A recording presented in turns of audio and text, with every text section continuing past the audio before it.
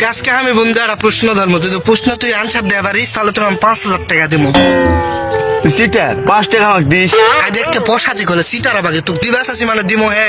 তাহলে প্রশ্ন কর।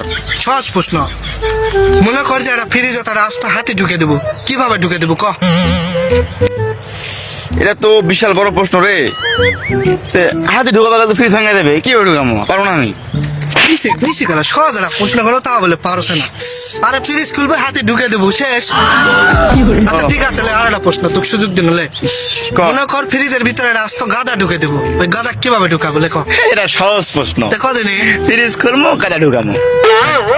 ঠাসকে মারবো ঠাসকে মারবো। হাতি কে বার করবে? হাতি বার না করলে তুই ফ্রিজে গাদা ঢুকান পারবো? আগে হাতি বার করবো তারপর গাদা ঢুকে দেবো। ঠিক আছে হলো ঠিক না? আছে, বুঝতে পারছি। হয় আচ্ছা মনে কর যে বোনের ভিতরে একটা সিংহর জন্মদিন, হ্যাঁ। ওই জন্মদিনের উপলক্ষে যত বোনের পশু পাখি কুমির ক্যামির যা আছে সবাই ওর জন্মদিনের দাওয়াত খাওয়া গেছে। তা এখন একটা পশু বাদে দাওয়াত খাওয়া যায়নি, সবাই গেছে একজন বাদে। এটাও সহজ প্রশ্ন। কে সেটা কদিনে?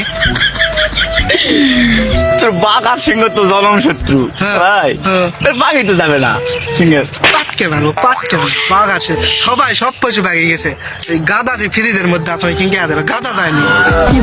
আচ্ছা মনে কর সুন্দরবনের ভিতর দিয়ে একটা নদী চলে গেছে, হ্যাঁ, গেল। ওই নদীটা তুই পার হবো, কুমির ভর্তি নদী, তাহলে কিভাবে পার হবো কদিনে? ওরা পার হওয়া গেলে তো জাহাজ লাগবে, নৌকা লাগতে পারে, লঞ্চ লাগতে পারে। হুম। পার হওয়া যাবে না। আরে বুকা সহজ সহজ, ওটা নদী পার হয়ে গেলে শূন্যত নামলো সাঁতরে চলে গেল। হ্যাঁ, কুমির আছে। কুমির যতগুলো আছে সব হচ্ছে সিংহের জন্মদিনে দিছে দাওয়াত খাবা।